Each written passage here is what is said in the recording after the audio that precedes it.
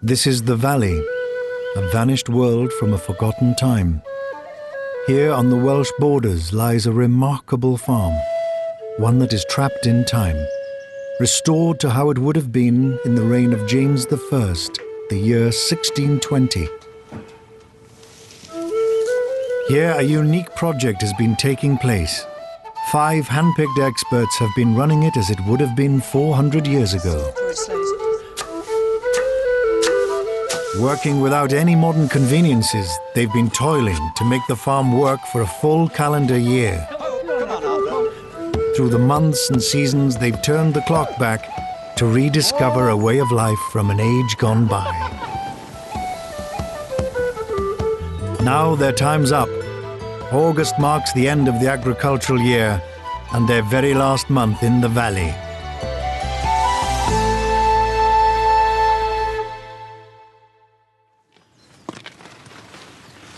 It's August, our 12th and final month here on the farm, and 400 years ago this really would have been crunch time for a farmer. We've got the most enormous amount to do. Provided the weather holds, we've got to get out in the fields and cut the grain, stook it, dry it, bring it all in. The wheat harvest has always been a real race against time. The team ploughed, sowed and harrowed this field back in their very first month, September. No one was quite sure how the grain would do.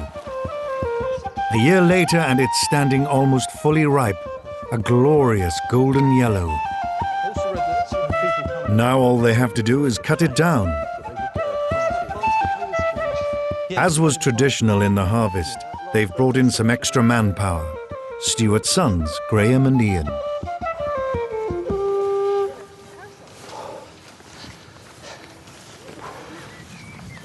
Yes, again, we've got no idea exactly how this would have been done.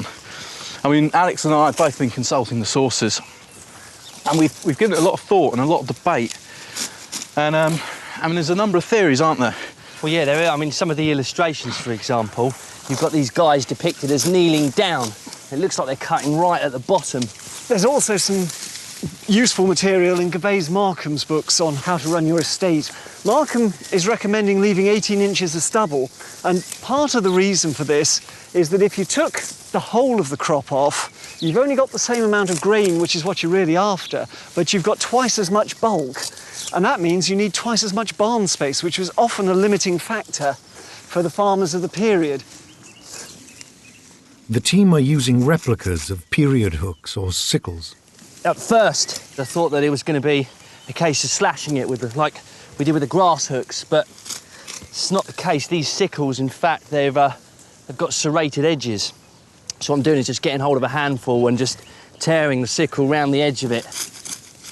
And of course, in doing that, I'm not agitating the head of the wheat and therefore shaking out the grain. Boys, when you're making these piles behind you, could you make sure all the heads face in the same direction? Is that all right? So that all the heads lay the same way and not some one way and some the other? Thank you.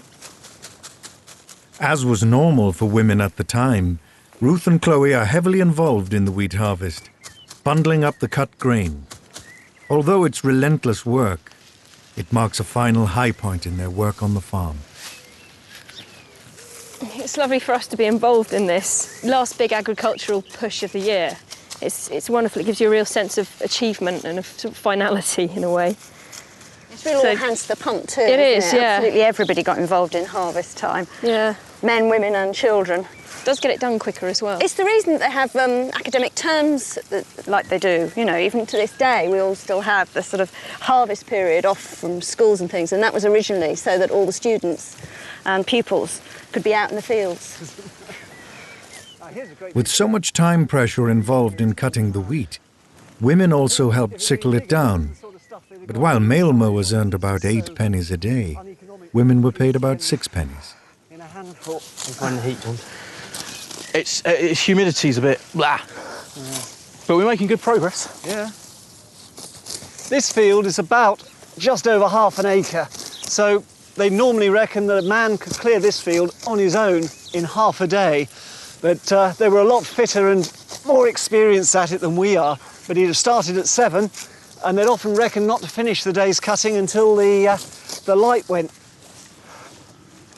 6 hours in, and the team are slowly getting there. They're about halfway through the field. This is the make or break point of the agricultural year, really. The grain is the staple. It's the basic food stuff. It's the thing that lasts you right through the winter. And if you have a rubbish grain harvest, then you're in quite serious bother. So it would have been quite an anxious time for a farmer 400 years ago. This period variety of wheat stands up to 5 feet high, much taller than modern varieties.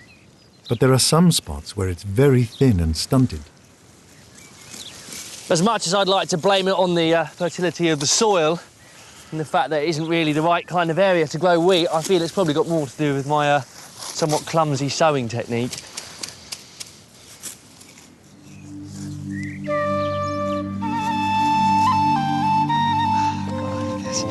I'm starving. With everyone hard at work in the field, there's no one left over to cook up a hearty meal. So they're making do with a simple picnic. Right. Oh look, we have a visitor. Don't chase it. Well, it almost marks the end of the year, doesn't it? Wheat cropping. Absolutely. Harvest home's what we're waiting for. Get there soon. This big, critical task has brought everyone together. It's back-breaking work, but they're well on their way to completing their last big project on the farm. It's nearing the end of the day, but there's still plenty to do. All the bundled wheat has to be stood up in stooks so it can dry in the sun and air.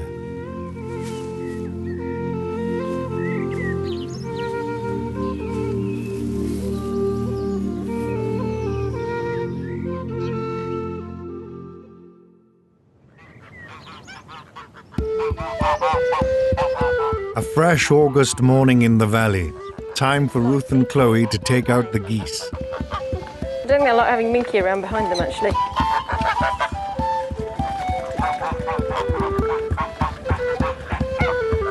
Come here, you. Have you seen we've got walnuts? We've also got geese in the pond! Not in there! Well, we shan't need to water them for a while. No, they were getting a bit warm, weren't they? We've had a bit of a disaster, really. Well, it's not that much of a disaster, but the geese saw an opportunity to slip through and get into the pond, and it being a hot day, and they're all in there. I'm not quite sure how we're going to get I have out. a theory. Yeah? I have this stick here that I think Minky wants. Minky? Can you get it? Fetch it. That's it, Minx. Good Good, boy. Mink. Well done, that dog. Good boy. Fantastic. You're a star. Come on, Pop. Minky. Come on, puppy. That's it, geese.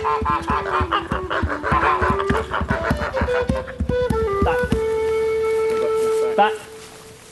Once again, Alex, Fons and Stuart have called on Blackthorn to help pull the hay sledge. Once the wheat stooks have had a good chance to air and dry, they need to be brought in as quickly as possible. Not only is the grain safe to put in at this point, but also a lot of the weeds have dried off. You can see the greens all going very, very pale. We've got a lot of odd bits and pieces in here because we're not sort of spraying to kill off all the weeds. So that will be vetch. Sometimes it was grown as a crop because it would provide good animal fodder. It's like a little lupin or pea, but that we'll sort out later.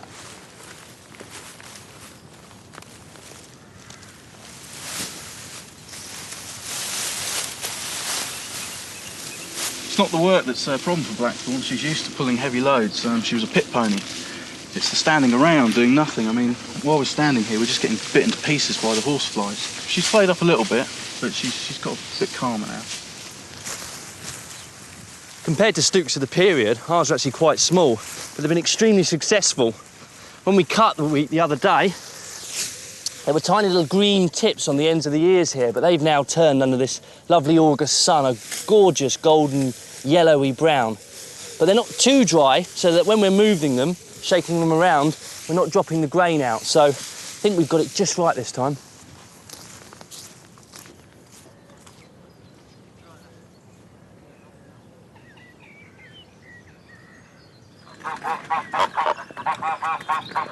There would usually have been a range of poultry on a 17th century farm. Chickens peck up bits of grain and insects. Ducks hoover up slugs and caterpillars in the garden. And geese are useful for trimming down grass. August was a traditional month to take geese up to the wheat field to eat any spilt grain. Two reasons for that. One is we don't actually want any grain to self-seed in the field. We want to clear it off, and that way we won't run the risk of diseases carrying from one year to the next. And the other reason, of course, is to fatten up the geese. It's a good time of year to be fattening them up, ready for Michaelmas, which was the traditional time to eat goose. There's good geese. Up to the field, get nice and fat. With their first load of wheat stooks tied on the sledge, the boys can start bringing it in. Even with Blackthorn's help, it's going to take them a number of runs to clear the field. They're going to store it in their grain barn. The wheat had to last the farm almost a whole year, so the barn's conditions were critical. We've laid out a carpet of really spiky gorse on our barn floor. It's lovely and bouncy. It's about 6 inches thick, and it lets the air flow underneath, and of course it keeps the wheat off the floor so it doesn't get damp. But the main reason for the gorse is to act as a deterrent for mice and rats that want to eat our grain, because obviously it'll be very spiky against their little noses as they try and burrow in.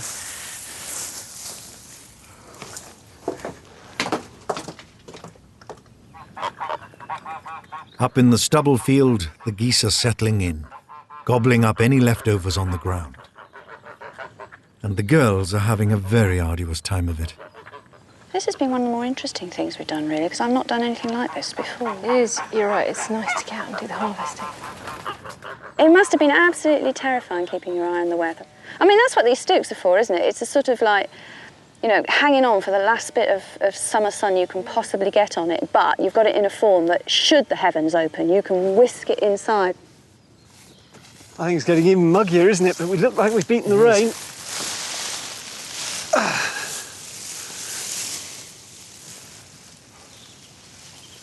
The geese seem to be enjoying themselves. They do. Seem quite happy. They've gone all quiet. Look at them. Yeah. 9 hours in, and Stuart and Alex are loading up the very last stooks of wheat, ready for the final run down to the grain barn. We've only grown one small field of wheat here. Back in the early 17th century, even a small upland farm like this would have grown more wheat, and then they'd have had barley, oats, probably rye as well on top of that. But it's also a case that the upland farms would have been more emphasising the livestock side of their operations, so the grains would have been a smaller proportion of what they did compared to the lowland farms. Right, that's tight on there. Okay. All this standing around, loading and unloading, has been a real test of Blackthorn's patience. But she's done well. Come walk on. She's got used to standing still. Yes. Does she Come want on, to smack on the Walk arm? on. Walk on. That's a good girl.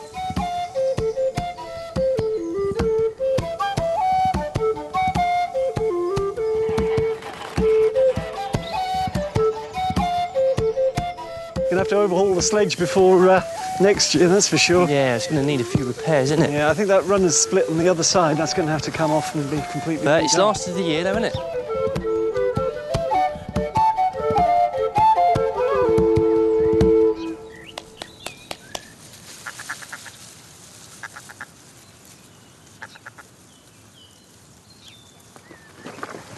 Watch out, Pom. Go on, walk on. Walk on. Walk on. Fortunately, the weather has held, and all the grain is now down from the field. The barn is slowly filling up. Well, there we go. Well, 400 years ago, that would be the next 12 months' bread corn for them. So, I'm glad I'm not having to live off this for another 12 months. I don't think we've got enough here, but if we'd done a few more fields, we could have done. Yeah. It's about just over half an acre of wheat was actually planted in there when you take off the edges. It's amazing how much it's filled up the barn. That was September we started with that, wasn't it? That was indeed, yeah. Sowing it all down, ploughing it. It's done well. It's done It's very taken a well. good long time, 12 months.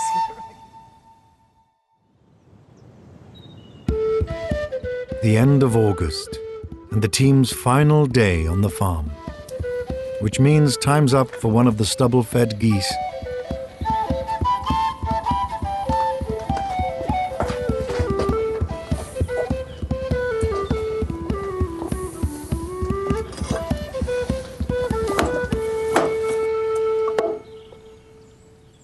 A goose has got a lot of uses, not just eggs during life and meat when it's dead. The feathers on this wing will make writing quills. I'm right-handed. This stretches back away from my face over my wrist. If I was using the other wing, then it would stick the other way and it would be getting up my nose, which would be a real nuisance. While one wing could be used for writing quills, the other was frequently used in a farmhouse as a duster brush. But it was the small breast feathers that were most precious. The light, fluffy down is far more valuable, although you get less of it. And those would have been sold at the period to the gentry from many farms before they've got enough for their pillows, or if they're really rich, even for mattresses.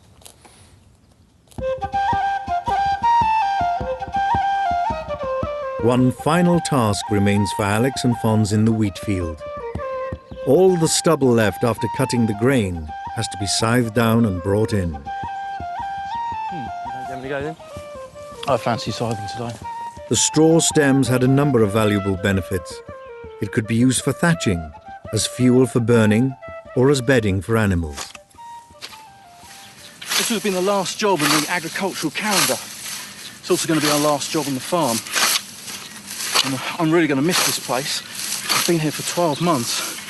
And I've always studied history by reading about it in books. But there's such an amazing difference between reading and actually getting out there and doing it. And it really has been an eye-opener. Brilliant education. But it is hard work.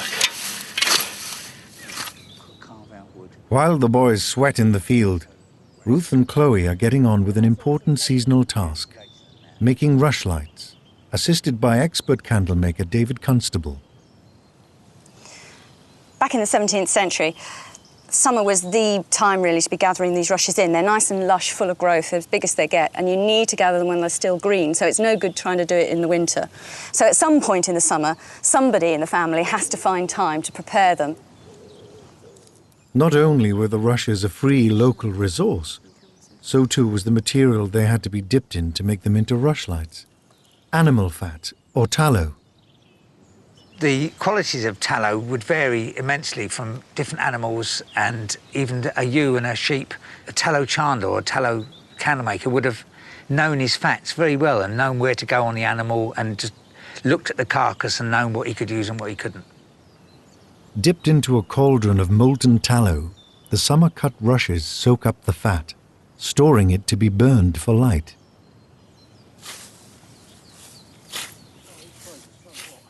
Mid-morning and Fons and Alex are doing well, but it's hot, unrelenting work. Back at the beginning of winter, I was quite concerned that the clothes wouldn't be warm enough, you know, just this linen top and that doublet. And the breeches, not only going down to the knees, but yeah, it was a pleasant surprise to find that they're actually really quite warm to work in. And yet now... Now you're being punished. Being punished, yeah. Oh, God. While rushlights were the cheapest light source on a farm, they did also have candles. Without electricity, both were absolutely vital. If you could afford candles, you used candles. Candles last longer, they're easier to use, you don't have to fiddle with them all the time. And they smell better too. But they do cost quite a lot of money in comparison to free. The candlemaker would charge something like 6pence a day if you fed him and gave him wine and beer and stuff, or 9pence if you didn't. And you'd stay there for make as many candles as you wanted, and then move on to the next house. With wax, these would build up quite quickly, but with tallow, which is such a soft fat, it would most probably take something like 100 dips to get this to about an inch or so. The most expensive candles were made of beeswax. A farm like this would probably have only used them on special occasions. We got glass we make a lot of them in. You know, we pour them in moulds a lot nowadays. Oh, right. So rather than all rather than being just dipping dipped. it up. I hadn't thought of that, but yeah. Indoors in the hall, Stuart is planning a slap-up harvest dinner with goose pie as the centerpiece. The oldest copy of this recipe occurs in a book called The Good Huswife's Jewel, written in 1596 by Thomas Dawson. With the goose boned, the meat needs to be parboiled in a boiling cauldron over the fire.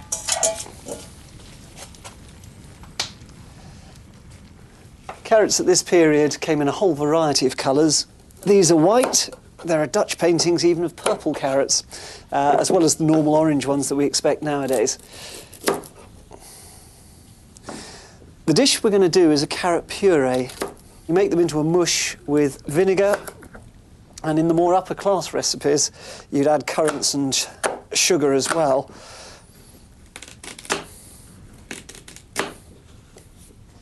I'm using a bell metal skillet. Bell metal is a type of bronze, and it does tell us that they must have kept their kitchenware pretty clean, because if you allow it to sit there and fester, you develop little green, bluey green spots on it, which are verdigris, which is highly toxic.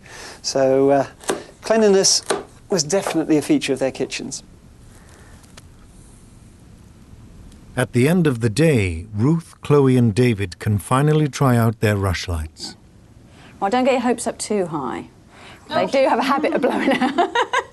They're useful, but, you know, you don't want to have to rely on them too much, if you know what I mean. This is a rushlight holder, sort of a specialist bit of equipment, really. They found loads of these archaeologically, and you can see it's just a sort of pair of jaws, really, that clamps the rush at any angle you choose to put it. You're going to have to watch the angle of this, I think, 'cause it's going to maybe peter out in... It's not bad, is it? It's quite a reasonable light. It's brilliant. I'm not expecting it to actually burn. I was expecting sort of a weedy little... No, you get decent light off them, don't you? A recent discovery in the 1600s enabled candlelight to be magnified for close, detailed work. So in 1613, they developed the candle condenser, which was a ball of glass full of water, and it magnified the light of the candle. So if you're working on lace there, I don't know if you can see that. Oh, That's amazing. I love the way it's like pointed, so you can actually direct like a really neat little stab of light at it. They would have like a stand of these condensers with, say, 4 on, and 4 lace makers would sit round and be working under these lights, these little spotlights.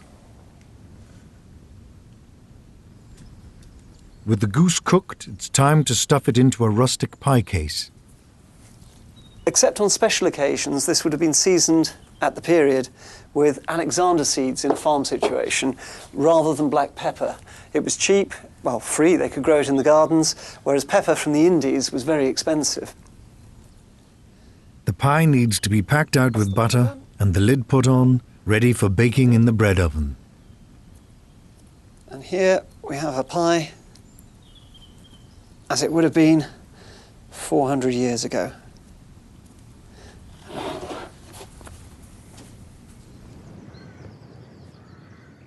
Some things are as certain now as they were 400 years ago. And in a British summer, that means rain. I tell you what, mate, I'm absolutely exhausted. Yeah. This harvest has pretty much wiped me out, has to be said. Get your fitness levels back, boy. After this morning, it was so hot that the straw, well, it was like really crispy and goldeny. So it was ideal for taking into the cart shed. If we could have just got it in just before this rain, perfect, done and dusted. But sadly not. No. In came the rain, spoilt our little fantasy.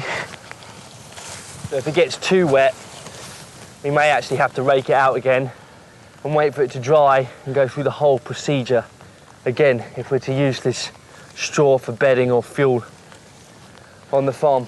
Yeah. How are your Wellington boots? Well, my feet are still roasting hot, mind. With the stubble getting more and more sodden, Alex and Fons have to abandon it to the elements I only we had a tumble dryer. and retire inside where dinner awaits.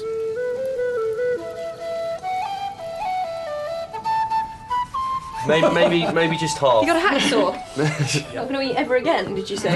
He's not eating the pastry, so it's smaller than it looks. The wheat harvest is now safely in store. The make or break project in the agricultural calendar has been a success. Sorry I'm late. Where have you been? I've been putting some tools away. Yeah, if it's the sustenance of life. Well, we've left you a Talk bit. about the sustenance of life, yes. This will be the team's very last meal in the valley. What began a year ago as a unique project to rediscover how a farm was worked in the 17th century is now complete. So what have we got here then? That's carrot puree done with white carrots, which is what we had in one of the rows in the garden. Wonderful. And then it's got butter in it and vinegar as well. 12 months of effort and labour have transformed this site into a farm that looks and functions as it would have done during the reign of James I. From building projects to cookery, ancient technology to period breeds of animals, our experts have gained a unique insight into a lost world and a forgotten time.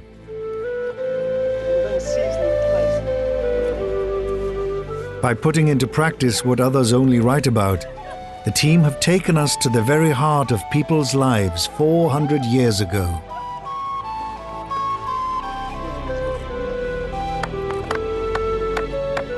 One of the great things about period jobs is that although at first glance they may seem to be very boring and repetitive and you're doing them hour after hour through the day, things like dry stone walling where you're banging the rocks together, fiddling with them all the time to find that mix, at the end of it you stand back and there's another couple of yards across the landscape.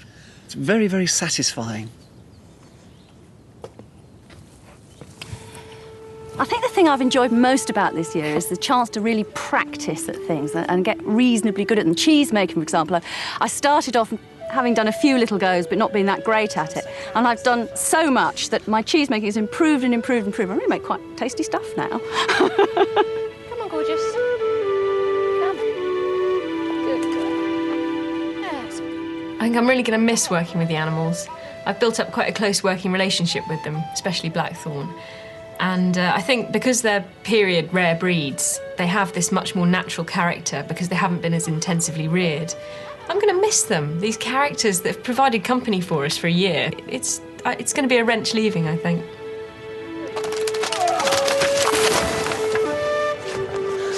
We've been on this farm for 12 months, and one of the last things I thought I'd be doing is building projects. But they've been a necessity. We've had 3 to do, a cowshed, a privy and a hovel. We've built them, we've risen to the challenge, and they're still standing. They're our mark on the farm. And I think they were the things that gave me my biggest sense of achievement. I think if one thing stands out, it's not necessarily working here in the 17th century, but working here in the countryside, amongst nature, and I'm really going to struggle to drag myself out of this beautiful rural setting back into the 21st century.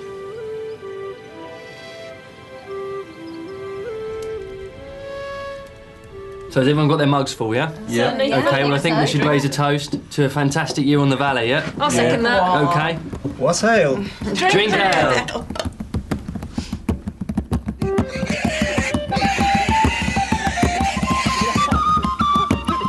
Round 1 to the pigs. There are even more primitive sheep, like the Soe. Oh. You're not going anywhere, girl.